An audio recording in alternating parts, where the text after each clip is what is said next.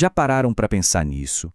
Duas pessoas leem o mesmíssimo e-mail, o mesmo poema, a mesma notícia e saem de lá com conclusões totalmente opostas. Como é que pode, né? A linguagem, que devia ser nossa principal ferramenta para nos entendermos, acaba virando motivo de tanta confusão.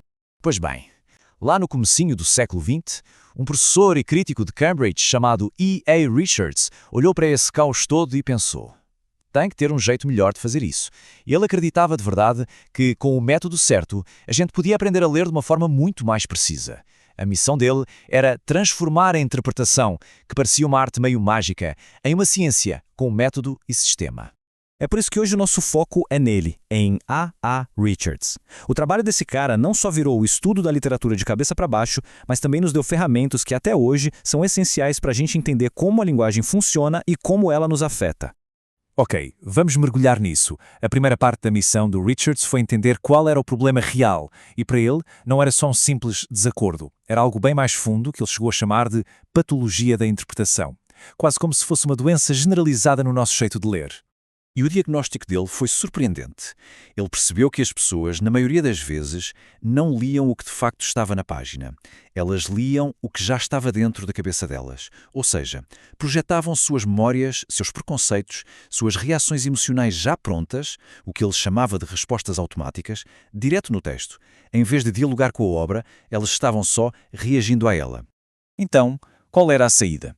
Bem, a primeira grande sacada dele veio de olhar com mais atenção para a própria ferramenta, a linguagem. Ele se deu conta de que a linguagem não faz uma coisa só. Ela faz pelo menos duas coisas muito, mas muito diferentes. E essa distinção que ele fez foi uma das mais influentes de todas. De um lado, a gente tem a linguagem referencial.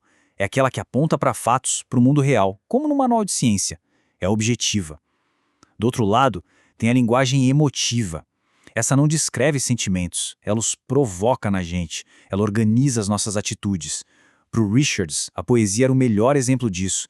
E o grande erro das pessoas era ler poesia como se estivessem lendo ciência. E essa citação dele resume a ideia de um jeito brilhante. Pensa numa música. Ela não significa algo no sentido de um facto, certo? Mas ela cria um clima, uma sensação, um estado de espírito. Richards dizia que a boa poesia funciona exatamente assim, organizando as nossas emoções diretamente, sem precisar de um intermediário. Certo, então já vimos a linguagem. Agora a gente vai da ferramenta para o efeito que ela tem em nós.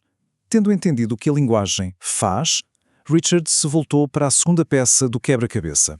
O que acontece dentro da mente do leitor quando a leitura funciona do jeito certo? E ele achou a resposta nesse conceito aqui. Sinestesia. E calma, não é aquela condição neurológica de sentir cheiro de cor, tá? Para o Richards, sinestesia era o estado psicológico ideal que a grande arte pode nos dar. Um poema incrível não te dá uma emoção só, ele te dá um conjunto complexo de impulsos, muitas vezes até contraditórios, que ficam ali, em perfeita harmonia. Sabe quando se lê algo que te faz sentir, ao mesmo tempo, a tristeza da perda e a alegria da memória? Pois é, isso é a sinestesia em ação. E aqui está o pulo do gato. A diferença entre supressão e equilíbrio. Uma leitura superficial, sentimental, acaba suprimindo a complexidade. Ela escolhe um lado só. Mas uma leitura sofisticada, a experiência da sinestesia, abraça a contradição. Ela permite que ideias e sentimentos opostos convivam. O resultado? Um estado mental muito mais rico, mais amplo. E é por isso que isso tudo era tão importante para ele. Não era só sobre analisar poemas de um jeito técnico. Era sobre usar a arte para alcançar um estado de ser mais completo. A grande arte, ao organizar a nossa mente nesse estado de equilíbrio, nos permite viver de forma mais plena. Mas, ok, tudo isso soa muito bem na teoria, né? A grande questão era como provar que essa tal patologia da interpretação era real e que o método dele era a cura. A solução foi uma experiência brilhante que testou tudo isso no mundo real. O que ele fez foi genial de tão simples. Pegou vários poemas, tirou o nome dos autores e entregou para os seus brilhantes alunos de Cambridge analisarem. Os resultados foram um choque. Sem a autoridade de um nome famoso para guiar a leitura, os alunos caíram em todas as armadilhas que o Richards tinha previsto. A experiência provou o ponto dele sem deixar dúvida. Era preciso um novo jeito de ler, focado apenas nas palavras da página. E foi aí que nasceu a famosa leitura atenta. O impacto dessa experiência, que ele publicou num livro chamado Crítica Prática, foi um verdadeiro terremoto. Não foi só um livro, Foi o começo de uma revolução no jeito como a literatura era ensinada e estudada no mundo todo. E não foi uma moda passageira, não. O seu método de leitura atenta virou o padrão.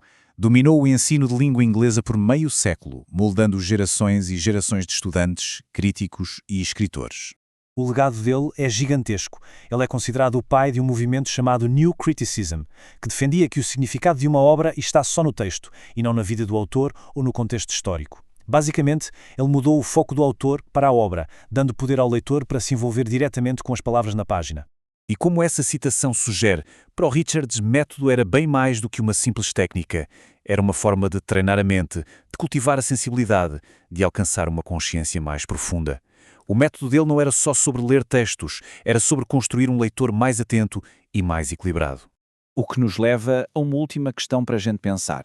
Hoje a gente vive na era da notificação, do scroll infinito, da atenção que dura segundos. Nesse mundo, será que o apelo do Richards por uma atenção focada, disciplinada, a sua leitura atenta, não se torna talvez mais importante e necessário do que era há 100 anos? Fica aí a reflexão.